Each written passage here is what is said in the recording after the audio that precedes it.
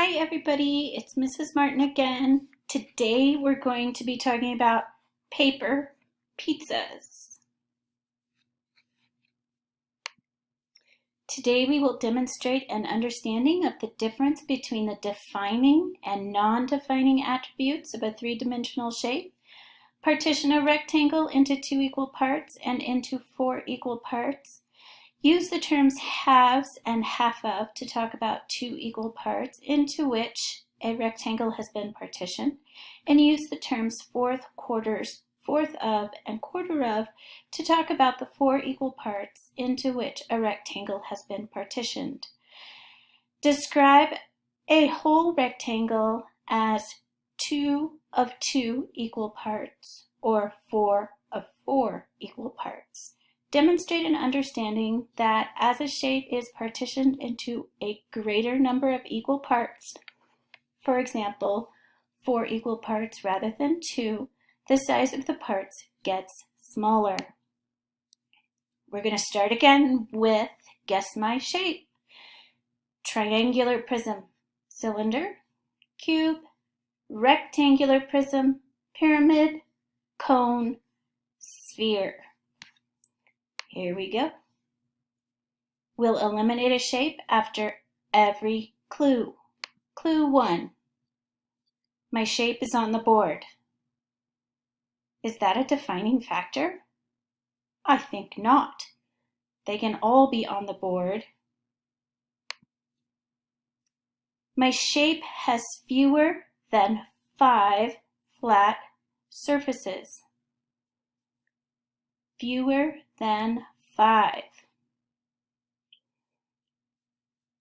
Rectangular prism has 6 flat surfaces. A cube has 6 flat surfaces. A triangular prism has 5 flat surfaces. This says fewer than 5. My shape comes to a single point at the top. A sphere has no points. A cylinder has no points. That leaves us with our pyramid and our cone. Clue 4. My shape has one circular face, which some people call its base. I'm sure you figured out it's the cone. Nice job, everybody. Today we're going to continue learning about fractions. Do you ever have pizza for lunch or dinner? When your family gets a big pizza, how do you share it? Have you ever shared a mini pizza with a brother, sister, or friend? When you have shared one, how much do you each get? If I only had one cheese pizza, how could we cut it so that 2 of our friends could share it equally? If you said half, you are correct. Remember, we need to label the sides with the correct fraction to show that they are equal halves. Now, 3 of my friends want to share a pizza. How could I cut it equally? How do we label these equal fractional parts? We have 1, 2, 3. 1/3, 1/3, 1/3. 3 is the total number of parts it's cut into. The 1 is 1 piece. Now 4 of my friends want to share a pizza. How could I cut it equally? How do we label these equal fractional parts? We have 1, 2, 3, 4. 1/4, 1/4, 1/4, 1/4. What happens to the size of the pieces each student gets as you add more children to the group?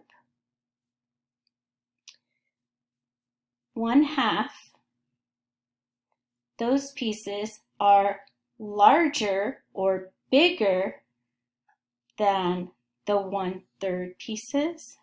They're also larger than our 1/4 pieces. What would happen to the size of each piece if you divided one pizza among 8 or 12 children? Can you tell me why?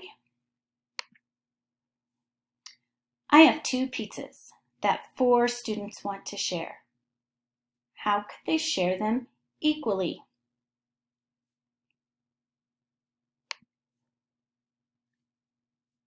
We could cut one pizza in half. We could cut both pizzas in half.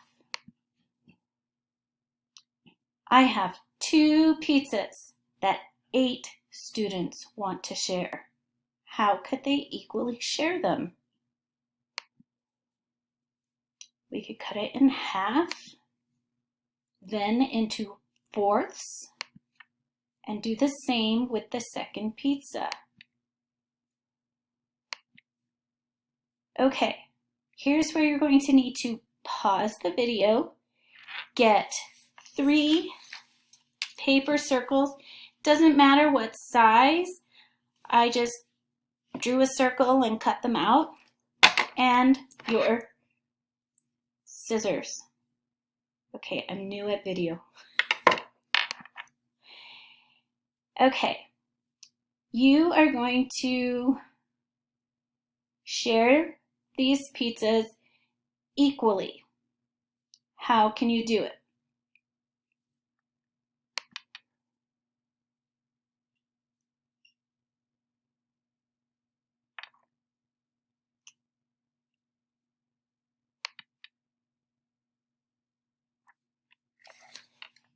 If I'm sharing with one person and I have 3